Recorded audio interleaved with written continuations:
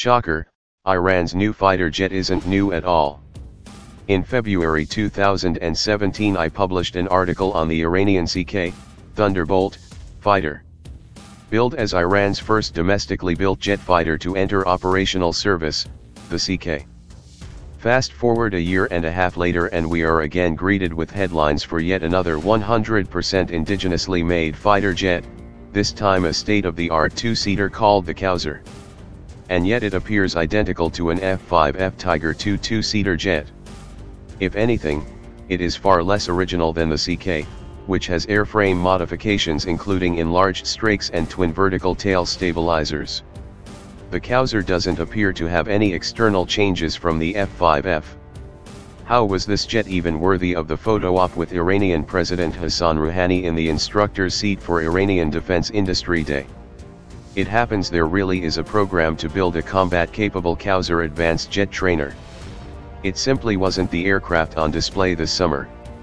According to Iranian aviation expert Babak Takvi, the Kausar may merely be an avionics testbed, a regular F-5F fitted with new avionics, rumored to be of Chinese origin, eventually intended for use in the CK fighter, spruced up with a fresh coat of gleaming paint for the photo op.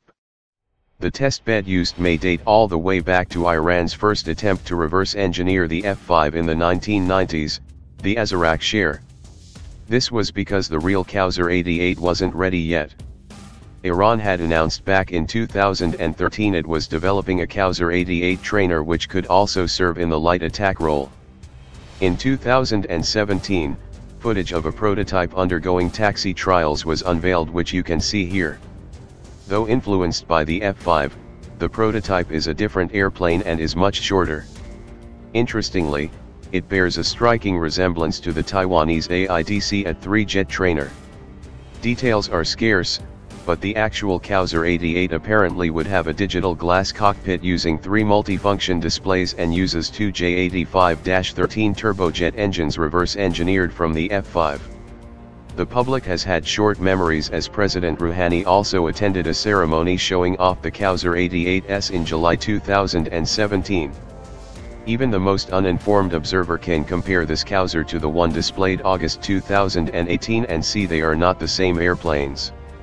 According to the European Defence Review, 16 domestically built Kausar 88S are planned to take over training duties currently undertaken by the more capable CK jets in the next decade. Iran will attempt to acquire additional J-85 engines on the black market, but if that fails, will cannibalize the parts from 12 older F-5A and B model aircraft. Meanwhile, Tehran reportedly plans to deploy 50 single-seat CK-1 fighters and 14 two-seat CK-2 fighters by rebuilding additional rusty old F-5E and F-5F airframes. Depending on the status of international sanctions, Iran may also seek to procure Russian Yak-130 or Chinese JL-10, aka L-15 Falcon, supersonic trainers.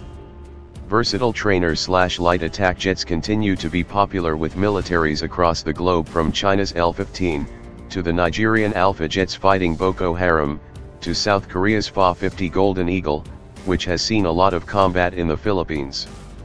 In addition to being forgiving stepping stones for training fighter pilots to fly more demanding aircraft, advanced jet trainers can perform counterinsurgency and strike missions far more cost-efficiently than a high-performance jet fighter.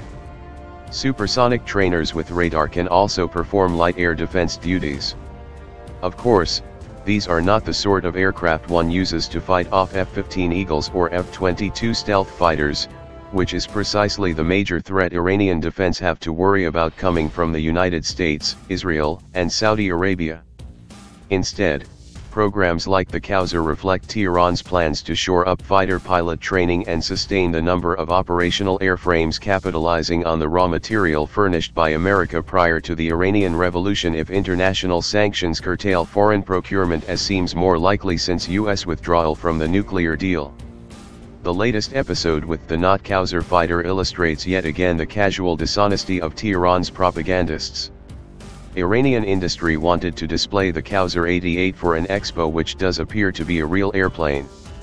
However, the actual Kausar 88 wasn't ready for display this August, so Tehran simply took an old, very well-known jet fighter and claimed it was a new one, in full view of domestic and international audiences that would know better. The irony is that Tehran doesn't need to be ashamed of its resourceful use of old jet fighters.